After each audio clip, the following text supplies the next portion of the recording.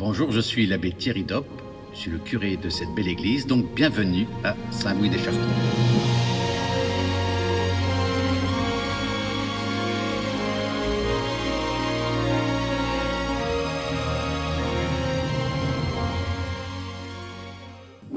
Je vous parlerai tout à l'heure du chœur. Nous sommes actuellement dans le transept et nous sommes entourés du Sacré-Cœur et de la Vierge Marie. Donc nous sommes en bonne compagnie pour célébrer la messe. Nous sommes dans cette belle église du 19e, qui a été consacrée en 1895. Et donc dans cette nef centrale, nous voyons ce style néo-gothique. Et ils viennent déposer à la Sainte Vierge des ex-voto, ils viennent déposer tous leurs soucis. Et je sais que la Sainte Vierge répond avec beaucoup d'attention aux demandes de tous justement les paroissiens et même les visiteurs. Alors à l'entrée, quand nous rentrons dans l'église, nous sommes accompagnés à droite de Saint-Louis et à gauche de Sainte Jeanne d'Arc. Alors pour moi, ça fait battre mon cœur de prêtre, puisque Saint-Louis, c'est le patron de l'église, donc c'est lui qui est toujours là pour nous guider vers le Seigneur, et Sainte Jeanne d'Arc, qui elle a tant donné pour que notre pays justement trouve sa source en Dieu. Donc je suis prêtre depuis 26 ans maintenant, et j'ai été appelé par le pape Jean-Paul II. À l'époque, j'étais étudiant en médecine, et le pape a appelé tellement fort que c'est allé jusque dans mon cœur, et depuis, j'étais ravi de pouvoir répondre à cet appel, et je suis prêtre ici depuis 2011.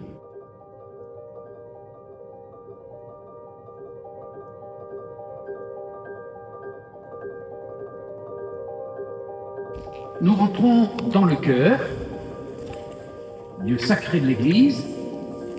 Alors vous voyez ce magnifique hôtel du 19e. Il faut quand même dire que parmi les églises de Bordeaux qui ont été construites au 19e, c'est la plus belle, sans chauvinisme aucun. Elle a des proportions magnifiques, et donc cet hôtel, avec ce style néo-gothique, réjouit véritablement tous ceux qui rentrent dans cette église. Mes amis, nous sommes au niveau du cœur battant de l'église.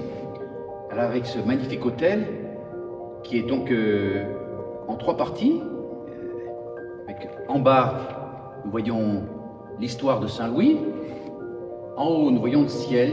Et puis, ce qui fait le lien entre le ciel et la terre, le tabernacle, eh bien, c'est celui que nous célébrons dans chaque messe le dimanche. Et donc, le Seigneur est présent ici dans le tabernacle. Et c'est lui qui fait le lien entre la terre et le ciel. On parle de l'histoire de Saint-Louis. Saint-Louis avec sa mère, qui était déjà une pieuse femme et qui montrait à Saint-Louis toujours le ciel.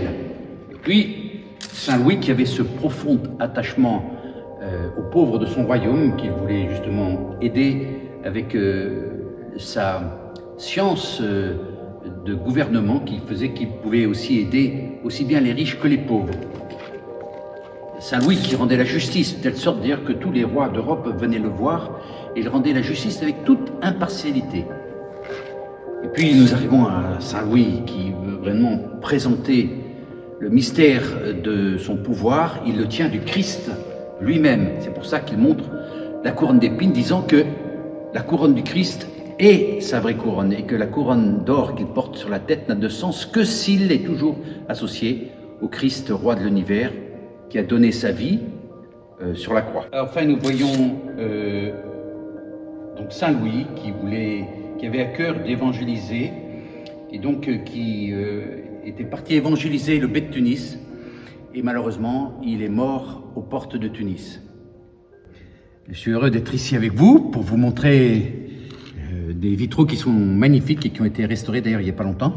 Saint-Louis, on en parlait tout à l'heure, qui ramène la couronne d'épines en France et qui sera mis, vous savez, dans la Sainte-Chapelle. Donc ces vitraux sont magnifiques. Et donc on voit Saint-Louis avec toute sa cour qui montre combien le Christ est pour lui le vrai roi et qu'il s'inspire du Christ pour être lui-même un bon roi.